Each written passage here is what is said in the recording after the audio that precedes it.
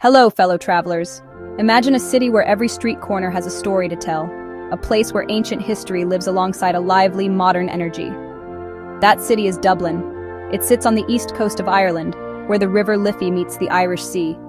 This isn't just a city of stone and streets, it's a city of people, music, and warm welcomes. When you arrive, you feel it right away. It's in the friendly smiles of the locals and the sound of laughter spilling out of a pub door. Dublin invites you to slow down, to listen, and to become part of its story, even if just for a little while. Dublin's charm isn't flashy or loud. Perhaps it's the colorful painted doors, or a busker playing a haunting melody. To truly appreciate Dublin, we need to look back at its past. The story begins over 1,000 years ago with the Vikings. They sailed up the River Liffey and established a settlement they called Dublin, meaning Black Pool. You can still feel their presence in the names of streets and in the ancient foundations beneath the city. Later, the Normans arrived, building strong stone walls and a formidable castle. Dublin Castle stands as a powerful symbol of this era. It served as the center of English and later British rule for over 700 years. As centuries passed, Dublin grew into a major European city. During the 18th century, it was a Georgian Golden Age. This period also gave Dublin its reputation as a center for learning and culture. Thinkers, writers, and artists flocked here, creating a vibrant intellectual scene. Of course, Dublin's history is also one of struggle and revolution. Stand at the GPO. You can still see the bullet holes that mark 1916.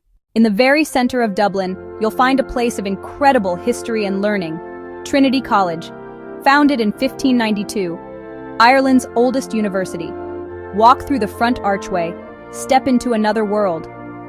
The bustling city noise fades away. Quiet cobblestone squares and manicured lawns. The greatest treasure within Trinity College is the old library. Inside, the magnificent long room. Shelves with more than 200,000 old books, sunlight through high-arched windows. And here, the Book of Kells, created by monks around the year 800, connecting you to Ireland's ancient Christian heritage. Just a short walk from Trinity, St. Stephen's Green, a Victorian park, winding paths and colorful flower beds, swans gliding across the lake, Dubliners eating lunch on the grass. Nearby, Dublin Castle grounds. The 13th century record tower still stands. Take a tour of the ornate state apartments. Beneath the castle, Viking remains and old city walls. Layers of history. While Dublin is a fantastic city, some of its greatest treasures are a short train ride away, along the coast. One of the easiest seaside escapes is Sandymount Strand. This vast expanse of sand is just south of the city center. When the tide is out, the beach seems to stretch for miles. You can see the iconic pool-bag chimneys in the distance. Breathe the sea air and feel the sand beneath your feet. For a more dramatic coastal experience, take the Dart north to Howth. This peninsula offers one of the best cliff walks in all of Ireland. The trail takes you high above the sea. You'll see Ireland's eye. Watch seabirds nesting on the cliffs and maybe spot a seal playing in the waters below. Choose a loop that suits your energy level.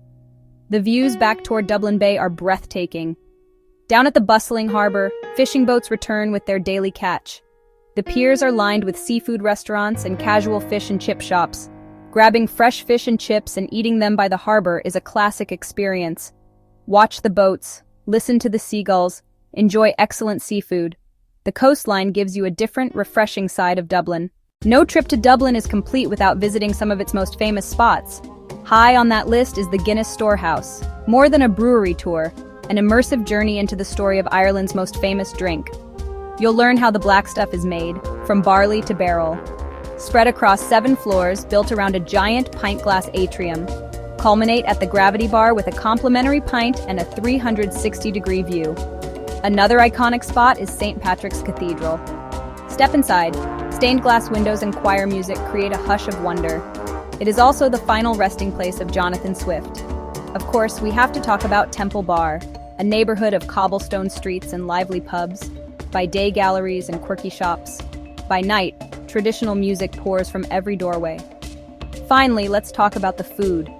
Try a traditional Irish stew, lamb, potatoes, and carrots, or coddle, slow-cooked sausage and potato comfort in a bowl. You can't go wrong with fish and chips, especially with a pint. For an authentic taste, find a traditional pub away from the tourist hubs. Dublin will feed your body and your soul. Come and experience its magic soon.